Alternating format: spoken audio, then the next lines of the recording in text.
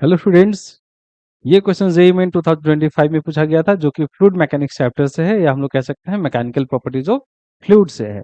तो क्वेश्चन को सॉल्व करने से पहले एक बार क्वेश्चन को अच्छी तरह से समझते हैं। आइए, two water drops each of radius r coalesce to form a bigger drop if T is the surface tension, the surface energy released in this process। इस क्वेश्चन में कहा जा रहा है कि दो छोटे ड्रॉप्स हैं जिनका रेडियस r है, वो दोनों कॉलेज करते हैं। कॉलेज मतलब दोनों मिलते हैं, मिलकर के एक बड़ा ड्रॉप बनाते हैं। तो इसमें कुछ एनर्जी रिलीज होगी। एनर्जी क्यों रिलीज होगी? क्योंकि इस ड्रॉप के पास सरफेस टेंशन की वजह से इस पे एक एनर्जी होगा सरफेस पे, उस एनर्जी को कहते हैं सरफेस एनर्जी।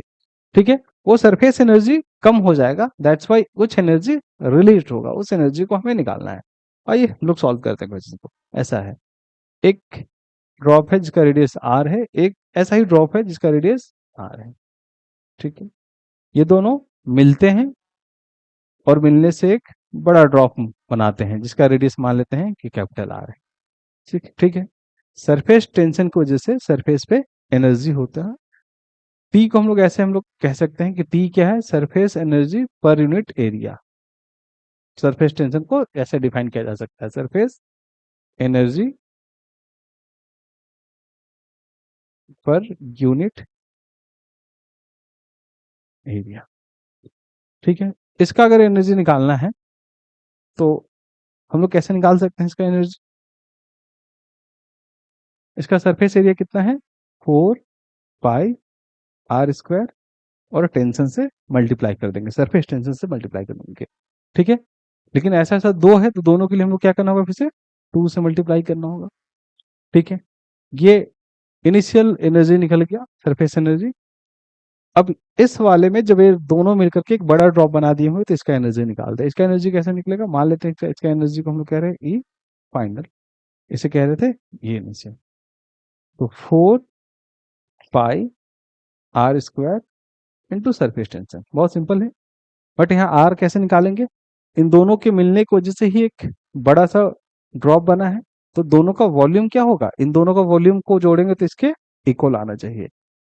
एक का वॉल्यूम कितना है इसका? 4/3 पाई ऐसे दो हैं इसलिए 2 से मल्टीप्लाई करते हैं, इज इक्वल टू इस बड़े वाले के वॉल्यूम के बराबर होना चाहिए, 4/3 पाई r क्यू। यहाँ 4/3 से 4/3 कट गया, पाई से पाई कट गया, और यहाँ r की अगर वैल्यू निकालते हैं तो r की वैल्यू कितना हो जाएगा? 2⁻⁴ इंटू स्मॉल आर। ठीक है, यहाँ से r की वैल्यू निकल गया। तो सरफेस एनर्जी निकालने के लिए क्या करेंगे? 4 पाई r² r² करने का मतलब 2⁻⁴ इंटू r इसका square into t. 4 pi 2⁻²/3 to t, इसे 4 पाई r² टी इंटू 2⁻² ऐसे लिख सकते हैं।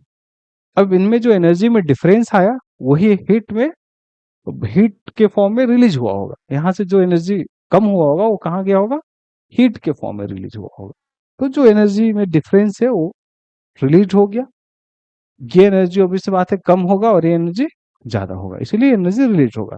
तो 4, या ऐसे लिखिए कि initial energy minus final energy. Initial energy minus final energy. Initial energy कितना है?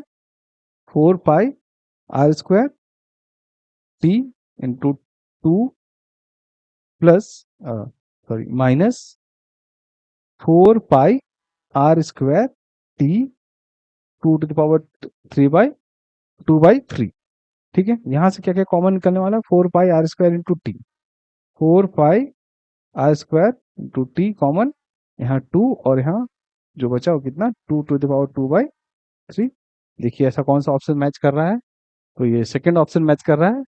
तो करेक्ट ऑप्शन कौन सा है? सेकंड। होपफुली आपको समझ आया होगा। Thank you.